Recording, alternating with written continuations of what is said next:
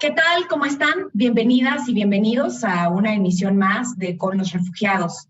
En esta oportunidad vamos a estar hablando un tema muy particular en el marco de los 40 años del ACNUR, que ya les hemos contado que lo hemos conmemorado el año pasado. Es sobre la contribución de refugiados guatemaltecos en Campeche y Quintana Roo. Este tema lo voy a compartir acá en el panel con mi colega del ACNUR, Pierre-Marc René. Él es asociado de Información Pública y está basado en Tuxtla Gutiérrez. Buenos días, Pierre, es un gusto compartir contigo este espacio. Buenos días, sí. Gracias por la invitación también, muy interesante.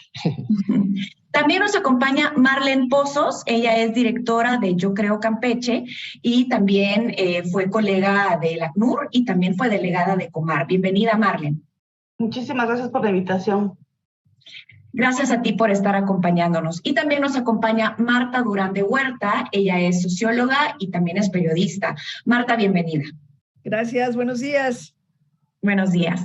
Bueno, hemos hablado en diferentes ocasiones a lo largo de estas emisiones que México es un país con larga tradición de asilo, ¿no? Y de refugio. Durante años, México ha acogido a personas de diferentes nacionalidades que se han visto forzadas a huir de sus hogares, de sus países de origen, debido a varias temáticas: persecución, violencia, amenazas, ¿no? En fin, contra sus vidas en estos puntos donde nacieron, donde han vivido. En octubre del 82, y me corrigen ustedes que sabrán mejor que son los expertos, el ACNUR pudo sumarse a estos esfuerzos en México para brindar protección a personas de nacionalidad guatemalteca, que fueron desplazadas debido a los conflictos militares en sus países, y desde entonces han habido apoyos de socios y aliados que pusieron en marcha para atender a esta población algunos proyectos que llegaron estas personas a México durante la década entre el 80 y el 90.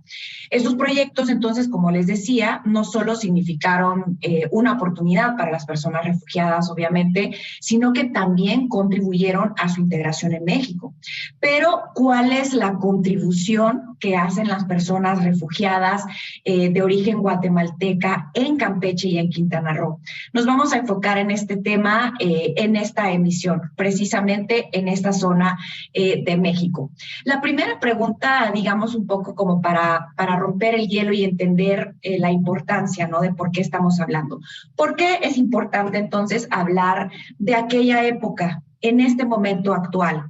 Conocemos la situación de las personas refugiadas actualmente, sabemos por dónde están llegando en diferentes fronteras del país. Hay una situación complicada, son temas, como lo hemos hablado, cada vez crece más el número de personas que llegan. ¿Por qué traemos este tema a la mesa ahora, en el marco de los 40 años del ACNUR? ¿Y por qué lo hacemos con ustedes? Cuéntenos un poquito y dejaría abierto el micrófono para iniciar esta conversación. Bienvenido. Pues gracias. Voy a empezar justo porque, bueno, creo que la primera respuesta que te daría es justamente porque toda esta situación dio inicio a nuestro trabajo como tal y al sistema de asilo en México como tal, en el 82, y eso pues al final de cuentas ya a los 40 años que estás comentando justamente es muy importante en ese sentido explicar todo el inicio de ese proceso acá en México y las personas que están solicitando asilo acá en el país. El tema particular de los guatemaltecos, a pesar de que hubo más gente que llegó antes a México y que la ACNUR como tal ya existe desde hace más tiempo, pero ese tema particular del exilio guatemalteco, que podríamos decirlo así, por la guerra civil en los años 90s, 80s, a principios de los 80s, que fue la llegada masiva de guatemaltecos a México, especialmente al principio en Chiapas, que es la frontera directa acá en México con Guatemala, hizo que ya muchas personas han llegado acá a buscar protección, al final de cuentas, a México, y con eso pues, empezamos nosotros en ACNUR, acá en el país, con una oficina también que teníamos en Comitán, en Chiapas, en ese momento, y después hubo la creación también al mismo tiempo de la COMAR, de la Comisión Mexicana de Ayuda a Refugiados, para apoyar a esas personas. Y después de eso hubo todo ese apoyo de reubicar a las personas a Campeche y a Quintana Roo, por ejemplo, que la mitad de ese grupo de personas, que fueron más o menos 46,000 personas que llegaron a México de Guatemala en ese momento, que fueron, la mitad de ellos fueron reubicados a Campeche y a Quintana Roo para buscar su integración al final de cuentas a México, ¿no? Gracias, Pierre. A lo mejor, Marta, retomo contigo un poquito para ir como detallando, ¿no? De lo general. Ok, estas personas salen de Guatemala, llegan a México.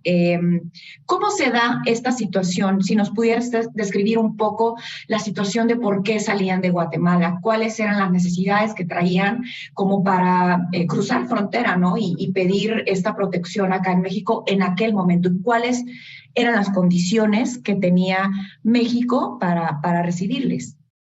Mira, respondiendo a la primera pregunta que hiciste, que por qué ahora tomamos ese tema, pues es que se repiten las condiciones de la primera llegada de los refugiados.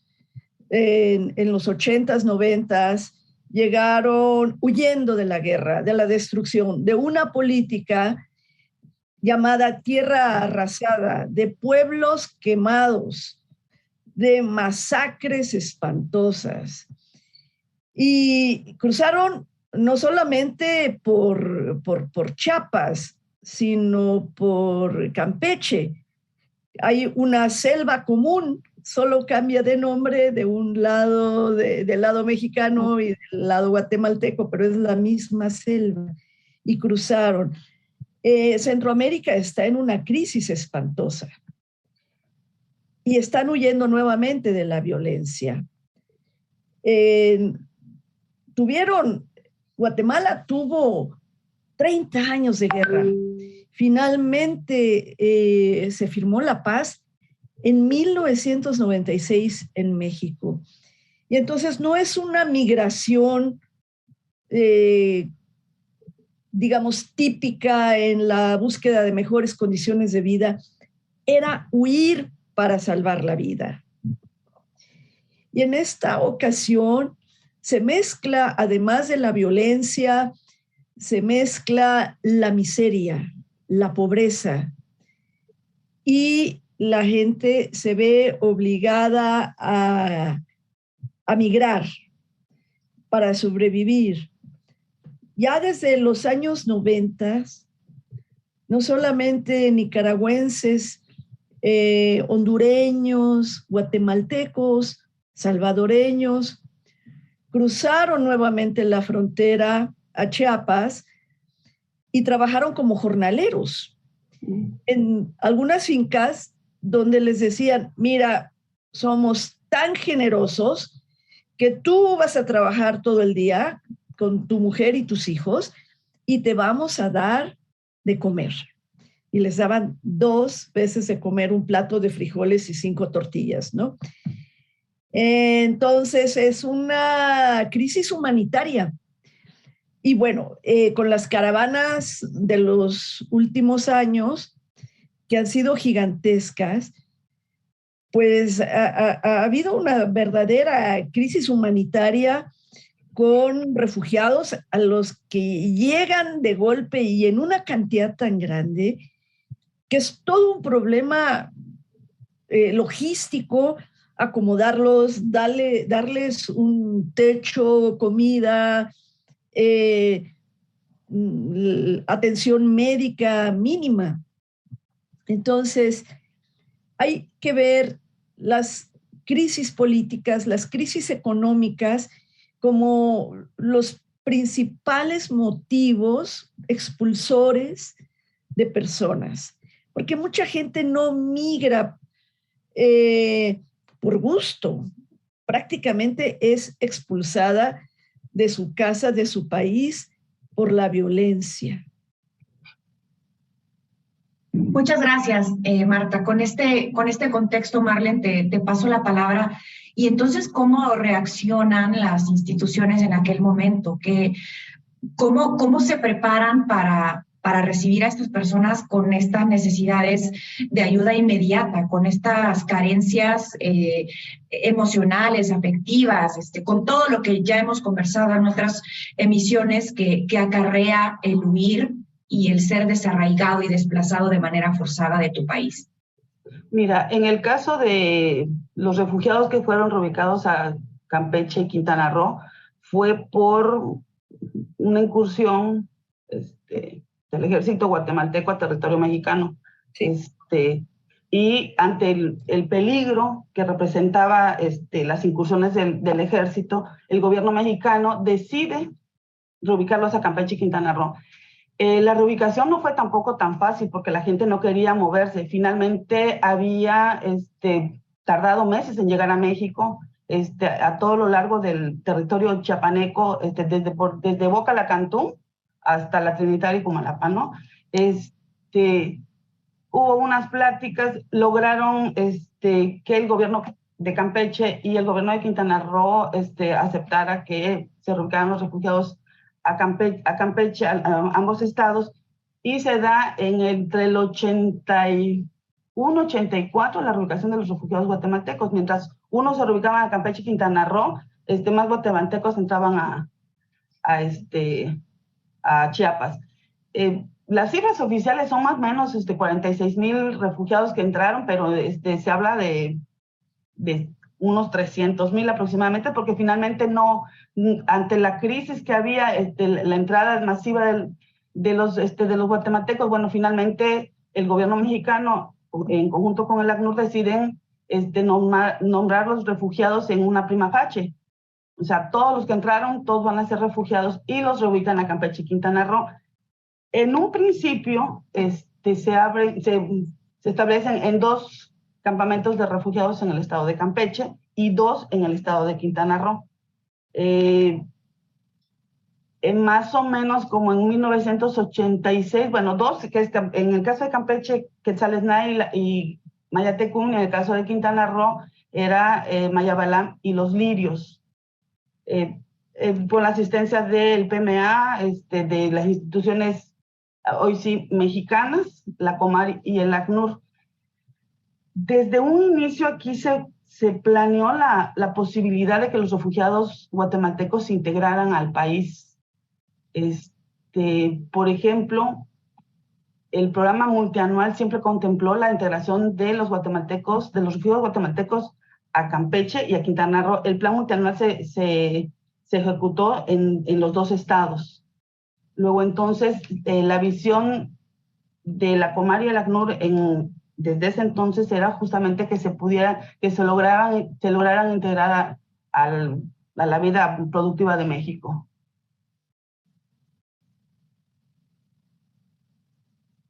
Evidentemente, este movimiento de trasladarles y de apoyarles no fue nada fácil, ¿no? Porque era una cantidad grande de personas que llegaban con diferentes características. Todavía tengo 5 minutos para terminar este bloque, para que podamos aterrizar un poquito el contexto, ¿no? En aquel tiempo, ¿de qué maneras estaba preparándose México o de qué maneras se le podía ofrecer esta protección a las personas? Digamos, hoy entran por diferentes fronteras y ya hay muchísima sociedad civil que también apoya, ¿no? Con diferentes albergues, etcétera, recursos. En aquel momento, ¿había un símil con la situación ahora o habían factores en las que costaba muchísimo poder cubrir estas necesidades? No sé si quieras un poquito o también. Adelante, Marlene. Sí, mira, por ejemplo, en el caso de Chiapas, la iglesia, la población chiapaneca tuvo un papel súper importantísimo, ¿no? A la llegada de ellos, quienes asumen la protección de los refugiados guatemaltecos fueron la población chiapaneca y posteriormente la diócesis de San Cristóbal con el obispo Samuel Ruiz. En el caso contrario de Campeche y Quintana Roo, quien asume la protección es el gobierno del estado porque finalmente ya fue una reubicación más planificada. Entonces llegan a Campeche y Quintana Roo en un primer momento en refugios temporales, si le podemos llamar así, y posteriormente se trasladan ya a los poblados que en principio van a ser definitivos para ellos. Gracias, Marla. Sí, adelante. Sobre las condiciones, en el caso de Chiapas, había un temor enorme por parte del gobierno federal, pero sobre todo el gobierno local, de que en Chiapas surgiera una guerrilla, porque recordemos que en Guatemala hubo una respuesta militar, una respuesta armada a la dictadura militar, una dictadura militar que empezó desde 1954, cuando Estados Unidos tumba de la peor manera al gobierno de Jacobo Arbenz. Jacobo Arbenz, un liberal que muy querido por la gente, que hizo algunas reformas agrarias, nada en comparación a la reforma agraria que hizo Lázaro Cárdenas en México, pero hizo una reforma agraria que produjo la furia de las compañías norteamericanas en Guatemala, que convirtieron al país en una república bananera, literalmente, la United Fruit.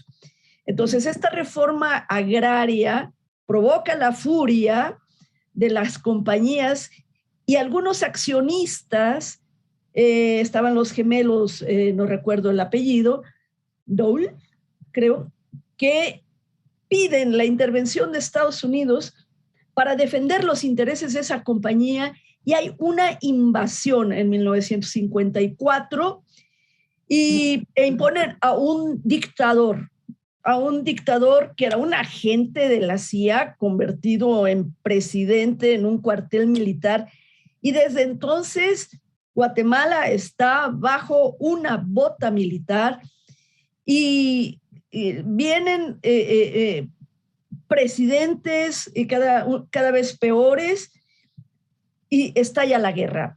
La respuesta del gobierno guatemalteco es atacar a pueblos indígenas donde se suponía que se estaba escondiendo la guerrilla, y la guerrilla ataca. Bueno, hay varias guerrillas que al final se unifican en la URNG, y México tenía mucho miedo de que aquí naciera una guerrilla o guerrillas como la guatemalteca, porque ya teníamos la experiencia de los años 70, de la guerra sucia, después del movimiento de 68, y las condiciones de pobreza, de mala distribución de riqueza, de explotación, de racismo y de clasismo que había en Guatemala, las tenemos en Chiapas.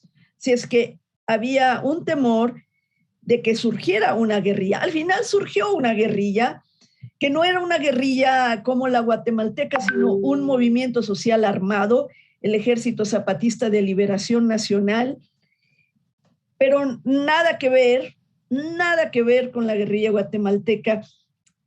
Pero existía en los años 90 ese miedo de que también entre los refugiados vinieran guerrilleros y que crearan un activismo, una desestabilización de México, de Chiapas, que eso nunca se pudo probar,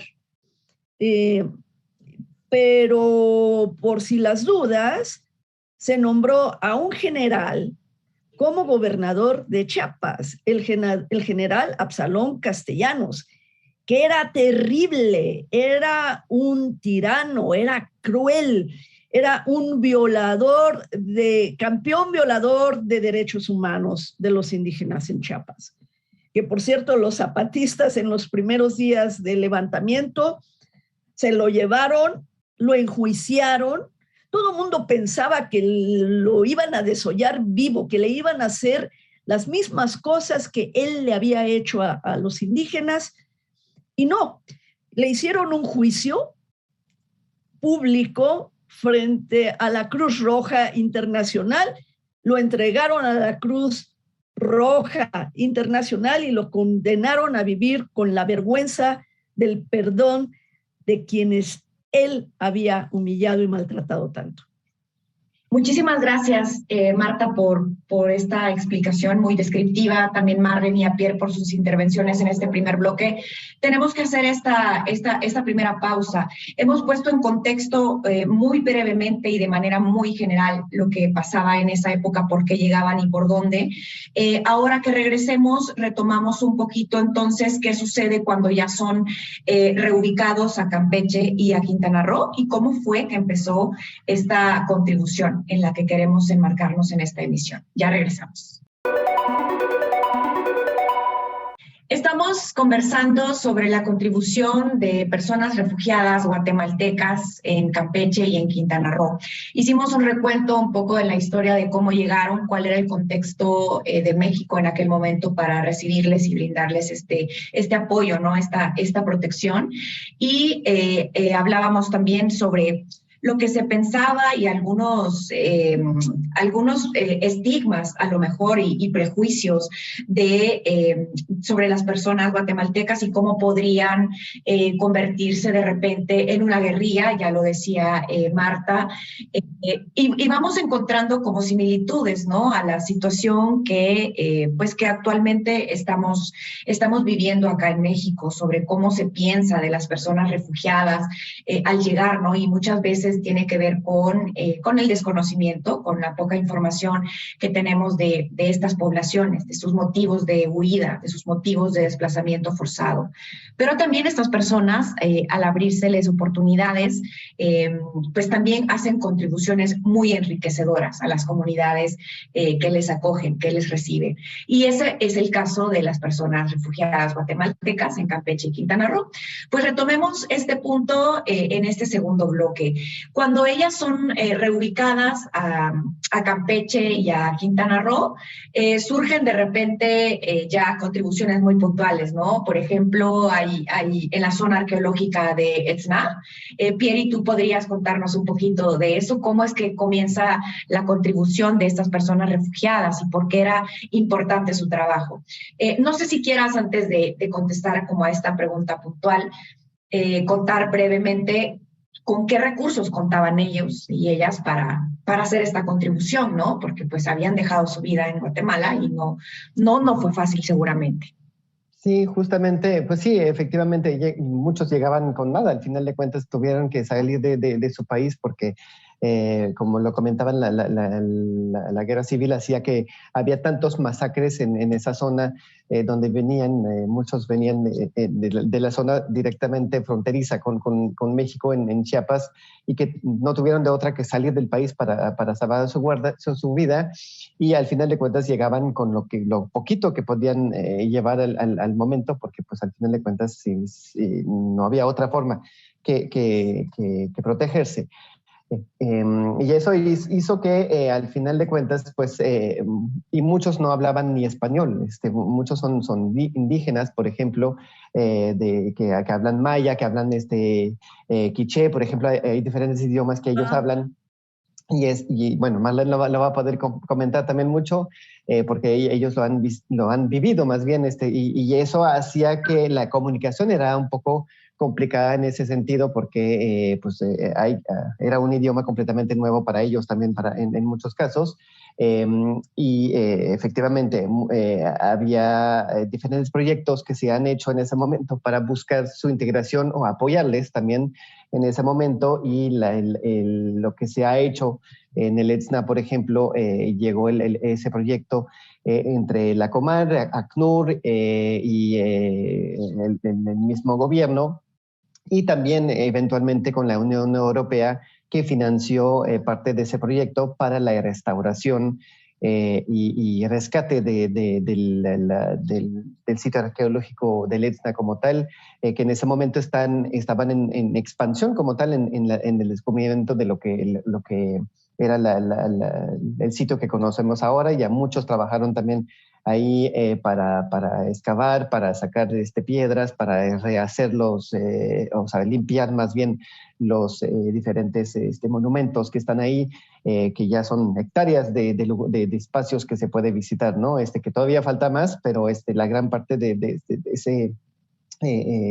rescate o recuperación de ese espacio se hizo justamente con las personas refugiadas guatemaltecas y también con los mexicanos que estaban trabajando ahí a partir de los 86, ¿no? De 1986, cuando se hizo esa primera parte que duró hasta los 2000, ese proyecto como tal, que había más o menos 400 personas mensualmente que estaban trabajando ahí para hacer todo ese trabajo de excavación, de poner piedras, limpiarlas y todo eso, que al final de cuentas muchos que sí eran campesinos, al final pudieron aprender otro tipo de trabajo también y especializarse de cierta forma o capacitarse, y eso creo que ha sido un aporte importantísimo, ¿no? Para la misma población y para el país como tal.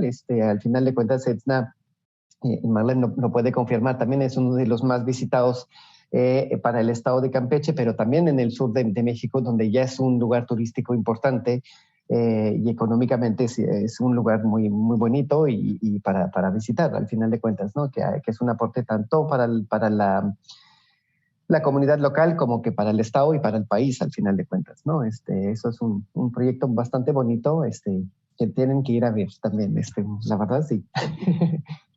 Gracias, Pierre, por completarnos un poquito la información con el proyecto en particular de Etzna. Pero también hay otros, ¿no? Los Laureles, a lo mejor Marlene, como decías, Pierre, puede ampliarnos un poquito más con respecto a estos. Sí, mira, el proyecto comienza en el 86 y se hizo a través de un fideicomiso financiado realmente primero por el gobierno español. Se hizo el fideicomiso de las ruinas de Etzna en Campeche y un año después se hizo el fideicomiso de las ruinas de Oxtancá también en Quintana Roo. Fueron proyectos de manera simultánea. Efectivamente, como bien dice Pierre, hubo un intercambio finalmente porque los refugiados venían con una vocación netamente agrícola, algunos con vocación pecuaria, pero en realidad eran campesinos.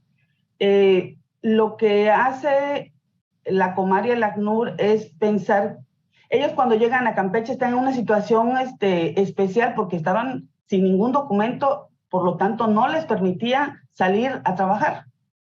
Entonces lo que se hace con este proyecto es darles un poco de recursos a la gente.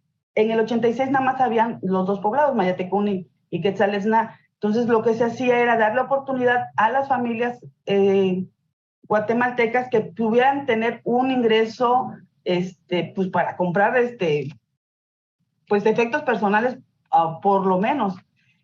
Posteriormente se incluyó a las familias también mexicanas para que no hubiera esta parte del celo. Finalmente eran refugiados y los recursos, los mexicanos sentían que eran privilegiados sin saber en realidad su historia. Bueno, ya después hubo un intercambio y una integración total a las comunidades mexicanas. Pero hemos escuchado eso, ¿no? Sí, ahora, siempre. Sí.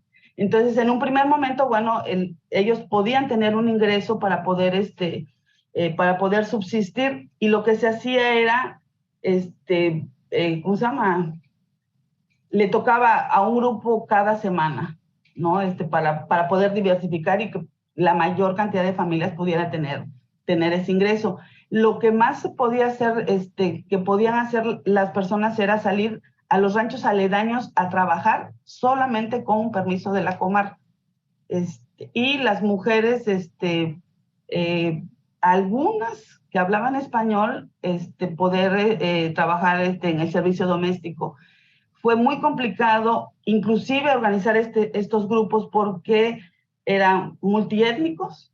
Entonces, entre Mam, Cachiquel, Canjobal, Ixhiles, Chuj, o sea, cuando hacíamos las reuniones, por ejemplo, en los grupos mayoritarios, como podía ser los quichés, los canjobales y los mames, había que hacer traducciones simultáneas en las reuniones. Entonces, las reuniones eran larguísimas justamente para que ellos pudieran entender lo que les estábamos ofreciendo o explicando. Fue un trabajo titánico muy, muy gratificante finalmente, porque si bien son mayas, el maya yucateco es totalmente diferente al maya guatemalteco y al maya chiapaneco, ¿no? O sea, tenemos similitudes, pero somos también totalmente diferentes. Sí, por supuesto, y justamente por eso se hicieron todos lo que llamaban en ese momento los promotores de educación, por ejemplo, ¿no? Que hemos conocido varios en estas últimas semanas que fuimos a hacer la serie de reportajes justamente y a conocer lo que se ha hecho en ese momento. Y me parece que sí, o sea, muchos que han estado en esa situación también ahora, pues sí, obviamente ya hablan español también, pero tratan de conservar esa cultura que ellos tienen. Los niños, bueno, a los niños no les querían enseñar tanto el idioma y la cultura de donde venían, porque justamente querían que se integraran a la comunidad mexicana como tal. Pero muchos de los niños ahora lo que nos estaban comentando es que lo que queremos es aprender ese idioma que no nos han enseñado, porque al final de cuentas es parte de nuestra raíz. Había, bueno, me acuerdo de varias personas ahí, tanto en Quintana Roo como en Campeche, que decían eso, que muchos al final de cuentas ya están pidiendo a los papás que los ayuden a aprender o a conocer más sus raíces, pero obviamente ya muchos no lo saben escribir, solo lo saben hablar, y eso es lo que les ha costado. Pero me parece muy interesante también que esa parte cultural se quiere guardar, ¿no? De cierta forma, o integrar de cierta forma la misma cultura mexicana, que es un beneficio también al final de cuentas para la cultura local, la gastronomía y para la parte turística y cultural como tal, ¿no? Creo que es muy interesante eso de que quieren preservar esto y continuar con esas raíces que han tenido, ¿no? Desde Guatemala, aunque ya no son guatemaltecos y que se han integrado como tal desde entonces. Claro, y voy a cerrar este bloque con Marta, estos últimos 4 minutos para que nos hagas como una breve diagnóstico o análisis de qué significó esta contribución en estos proyectos, ¿no? ¿Qué significó en aquel momento, en el contexto de ese momento, y qué significa hoy también, ¿no? Un enriquecimiento. Siempre que hay un contacto, un intercambio, es un enriquecimiento. Y es una lástima que en los primeros años a los niños no se les quería enseñar la lengua materna, que es un fenómeno que tú ves con las comunidades indígenas mexicanas también, que no quieren que los niños hablen otomí o hablen ñañú o hablen cualquier otra lengua, porque es como hay tanto racismo todavía que los papás ven como una protección el suprimir la lengua materna, ¿no? Ahora, en estas comunidades, lo que me llama la atención es que las mujeres siguen usando sus trajes tradicionales, los tejidos tradicionales. Eso sí lo cultivaron. Y son mexicanos. Bueno, ya han pasado cuántos años, cuántas décadas, ¿no? Por lo menos 30 años. Y ya son mexicanos. Apenas hace poquito les dieron credencial de elector y apenas hace poquito les han dado títulos de propiedad de sus tierras. Y sí, es el enriquecimiento en todos los sentidos. Claro, y realmente es lo que tratamos de compartir, ¿no? En este programa, con los refugiados, de cómo estas personas, al entender los motivos que les llevan, ¿no? A desplazarse de manera forzada, a entender cuáles son las razones por las que estas personas de diferentes nacionalidades llegan a México buscando esta protección. Creo que las personas se sensibilizan, ¿no?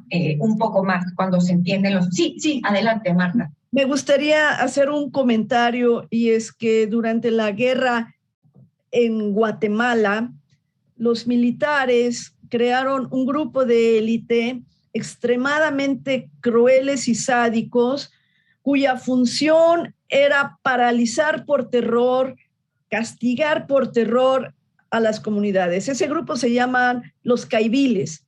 Y esos caiviles fueron contratados por el crimen, primero por el ejército mexicano, para que le dieran entrenamiento a un grupo de élite mexicano que supuestamente iba a luchar contra el crimen organizado. Y finalmente el Cártel del Golfo, Osiel Cárdenas Guillén, contrató a ese grupo de élite que se convirtieron en los Zetas. Eran los Zetas, y los Zetas estaban al servicio del Cártel del Golfo, pero después se independizaron. Y esta guerra del horror, muchas de las técnicas que aprendieron los Zetas cuando estaban en el ejército mexicano son las técnicas de los caiviles, que a su vez fueron entrenados en Estados Unidos, en las academias militares norteamericanas. Y muchos de los torturadores en Latinoamérica, en Brasil, Uruguay, Paraguay, Bolivia, Argentina, Chile, tomaron sus clases de tortura con científicos norteamericanos que descubrieron la manera de crear el mayor dolor posible sin que muriera el cautivo, para poder interrogarlo, ¿no? Pero los métodos de asesinamiento y de cómo el torturador puede tomar distancia de su víctima, esa es una contribución de los caiviles, primero al ejército mexicano, luego al Cártel del Golfo, luego los Zetas, y ahora todos los grupos del crimen organizado en México los usan. Wow, qué interesante este dato, ¿no? También para tomarlo en cuenta en todo el análisis de la situación, ¿no? Y también del contexto actual. Ya me indican que tenemos que hacer el corte para este bloque.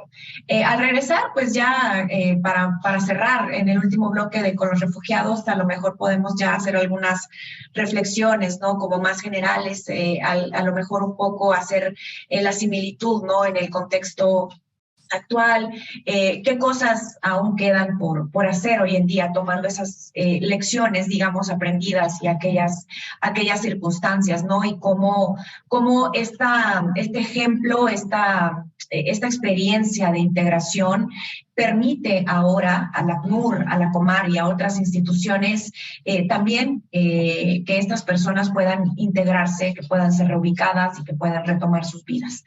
Hacemos el corte y ahora volvemos.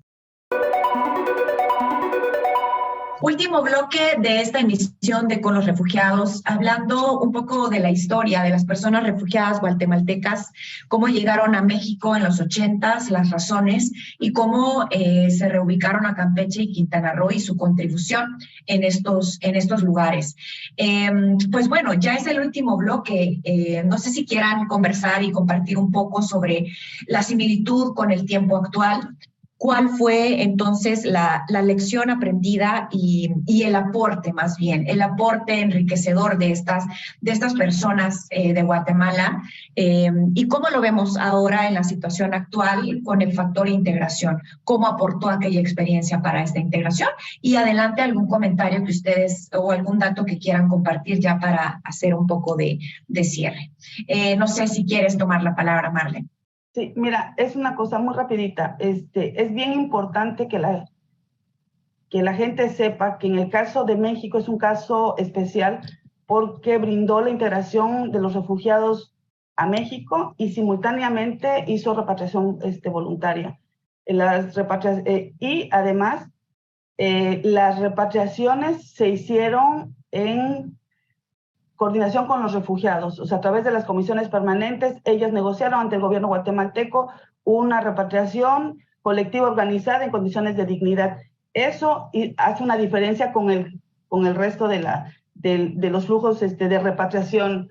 Y simultáneamente el gobierno mexicano les ofreció la naturalización vía fast track. Entonces, teníamos 2 soluciones duraderas de manera simultánea.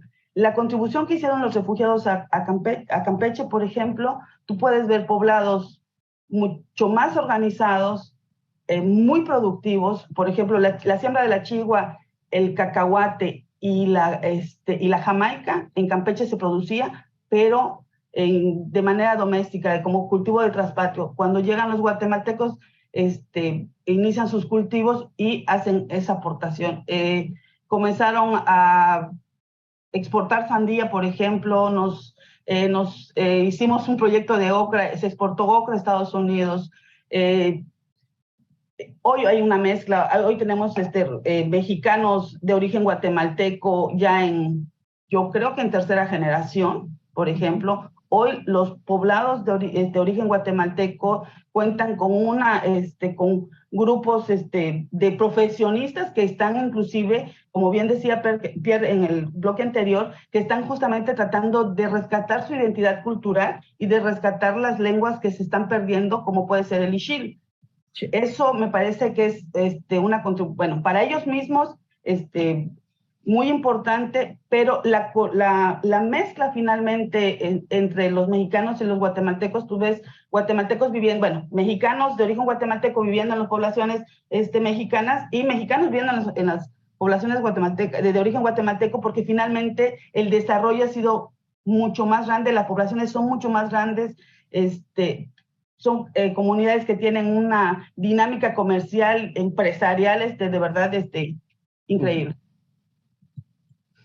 Sí, así es, efectivamente, pues sí, es muy importante decir que esos asentamientos que se crearon en ese momento para la integración de esas personas y para ofrecerle un lugar donde vivir, ahí ahora son poblados totalmente integrados, ¿no? Al final de cuentas que ya están aportando económicamente a la vida política, a la vida social y cultural también de la región. Eso sí tardó, pero al final de cuentas esa integración es súper importante, al final de cuentas aporta al país en todo sentido, al final de cuentas, y eso me parece algo muy importante que estamos intentando hacerlo acá también actualmente con el programa de integración local, por ejemplo, que tenemos en ACNUR, para reubicar a las personas refugiadas ya reconocidas también acá en el sur del país, para reubicarlos en otras partes del país. Y continuar con su integración a la vida mexicana, ¿no? Al final de cuentas, pero eso sí es una muestra de que sí funciona al final de cuentas apoyarles, porque al final de cuentas no podían regresar como tal a su país por toda la situación que vivían. Es la misma situación que tenemos actualmente, un poco diferente los movimientos que tenemos que en esa época, porque sí, hay un tema de violencia atrás de todo lo que está pasando actualmente de las personas que están llegando, pero muy importante todos los trabajos que se ha hecho también, toda la sociedad civil que se ha creado también desde entonces, no solamente de la iglesia, sino que hay un montón más de albergues ahora que no existían en esa época, por ejemplo, grupos también de organizaciones no gubernamentales que están trabajando para apoyar a las personas también que están buscando seguir apoyando a las personas que están llegando a México, que al final de cuentas es un fenómeno que nunca va a parar de cierta forma, porque la situación sigue siendo muy compleja en esta región, pero me parece algo muy importante lo que comentaba Marlene, y ver esos asentamientos ahora como se han desarrollado, me parece súper importante explicarlo. Yo creo que también es bien importante, perdón Angie, un minutito, es importante que la gente perciba que la contribución no solamente es el intercambio cultural, de costumbres y demás, sino que hay una aportación en impuestos. Una vez que están debidamente documentados hoy sí, pues le aportan porque pagan impuestos. O sea, no solamente es una contribución, una integración como tal a una comunidad, sino también hay un ingreso al país de parte de ellos, ¿no? A mí me parece... Sí, adelante, Marta, por favor. A mí me parece que las olas migratorias, igual que hace 30, 40 años, están relacionadas con el huir. Y los refugiados llegan sin nada. Bueno, no son refugiados siquiera. Los expulsados por la violencia llegan en condiciones terribles, más que con la ropa que traen puestas. Ellos no quieren quedarse en México. Su ideal es ir a Estados Unidos, y me avergüenza mucho la política mexicana de utilizar a la Guardia Nacional para cerrar la frontera y hacer el trabajo sucio de Estados Unidos. Todo se puede regular, puede ser una migración muy bien regulada, organizada, respetando los derechos humanos. Sería beneficioso para toda la región que pudieran ir, trabajar, regresar, empezando por México. Medio México vive en Estados Unidos. Se fueron como braceros, se fueron a trabajar, y lo ideal sería que pudieran regresar o que fueran trabajadores temporales en Estados Unidos, en todo tipo de trabajos. Esas restricciones hacen que crezca el mercado negro de traficantes que los explotan. Y estos migrantes y refugiados, no solamente de Centroamérica, de Haití, de África, de todos lados, son maltratados, explotados, viven todo tipo de violaciones a sus derechos humanos, incluso asesinatos, y el 10% de los desaparecidos en México, que en cifras oficiales son 105,000, pero en realidad debe ser 5 veces más. El 10% de los desaparecidos son migrantes. Son migrantes. Y es todo una catástrofe social, es todo un drama que México se vuelva tumba de migrantes, el lugar donde van a ser explotados sexualmente o con esclavitud, extorsionados por migración o por cualquier policía local. Y eso hay que arreglarlo, y ahí tienen que participar no solamente las autoridades mexicanas, sino también los gobiernos norteamericanos y de los países de donde vienen estos migrantes. Muchísimas gracias, Marta, Pierre, Marlene. Realmente es importante entender cómo sucedieron estas cosas, y de repente en estas emisiones nos gusta hablar justo de la historia, porque al día de hoy, ustedes saben, hemos hablado sobre soluciones duraderas, sobre el programa de integración local, el programa de integración laboral que tiene el ACNUR, y esto realmente es importante conversarlo, porque tenemos que borrar ciertos estigmas, la discriminación, discursos de xenofobia, que sobre todo en el sur, a lo mejor en todo el país, es lógico que tenemos este tipo de episodios, pero en el sur, en repetidas ocasiones, el monitoreo de noticias que hacemos, que hace Pierre también, sobre todo en el sur, es importante. Y quisiera cerrar un poco con estos últimos minutos,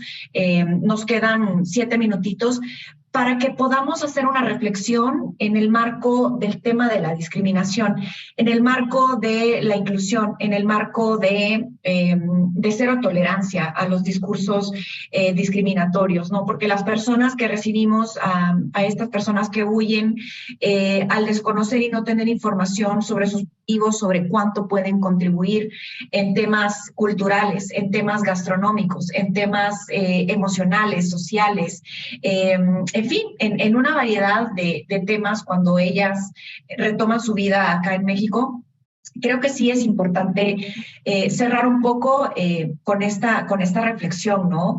En aquel momento, el tema discriminación, el tema xenofobia, cómo se fue, digamos, como suavizando, cómo se fue integrando las personas con la sociedad que les acogía y cuál sería su conclusión ya en general del programa y con qué mensaje nos podemos ir haciendo el análisis de esta temática tan importante que hemos tocado hoy.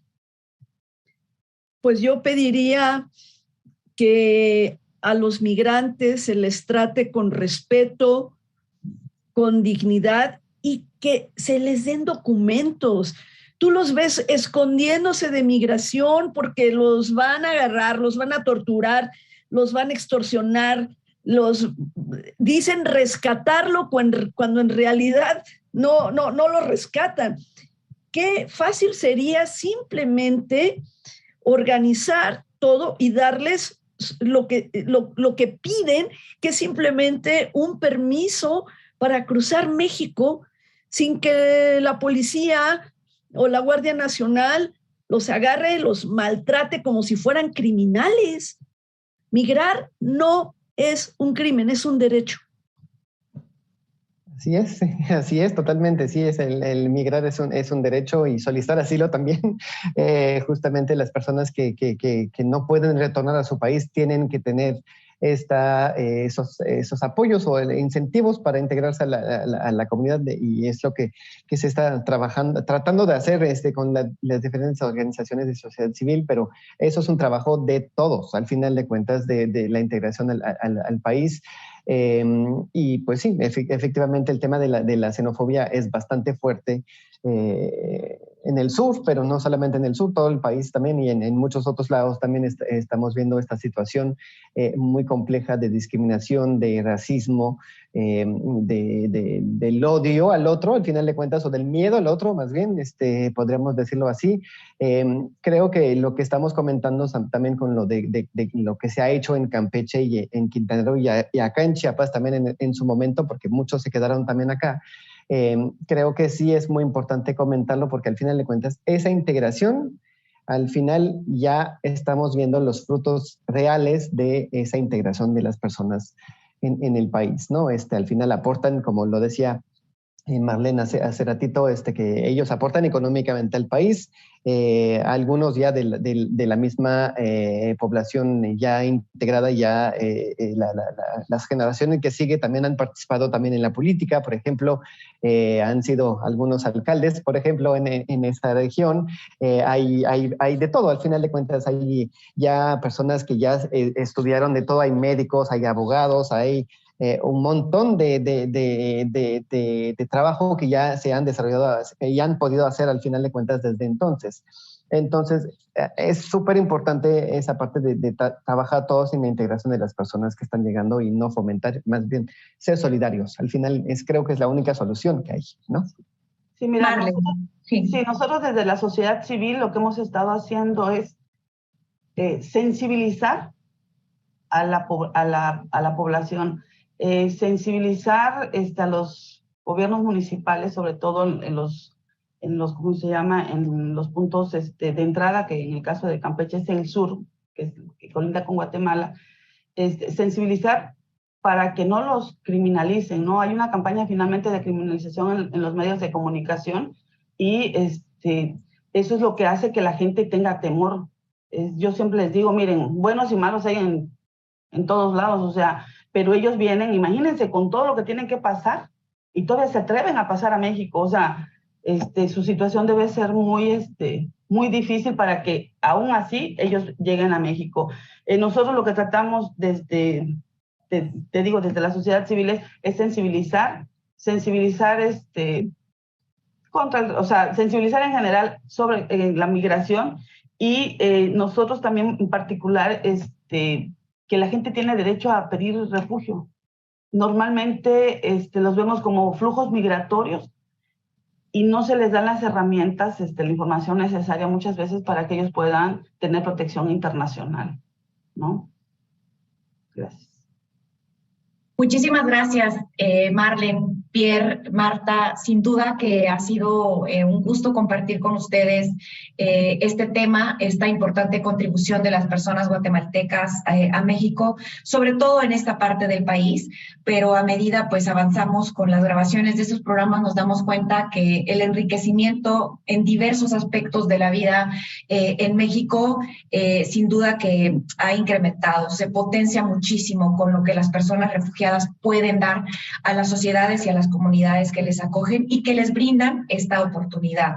La cero tolerancia a los discursos de odio es muy importante y como decía Marlene, en instituciones, desde Comar, desde el ACNUR, desde sociedad civil, estamos haciendo grandes esfuerzos por difundir campañas y promover el tema de los derechos de las personas refugiadas, porque se sepa quién es una persona refugiada, ¿no? ¿Cuál es la diferencia entre la persona refugiada, la persona migrante? ¿Por qué esa diferenciación es importante en términos de la protección que se le va a brindar a cada una? Pues bueno, muchísimas gracias por atender el llamado del ACNUR para esta emisión. Les agradecemos toda la información que nos han compartido. Esperamos invitarles pronto para otro programa, a lo mejor abordando otro tema también igual de interesante. A ustedes, gracias por habernos acompañado en esta emisión. Les deseamos que tengan un bonito día y acompáñenos en la siguiente de Con los Refugiados. Hasta pronto.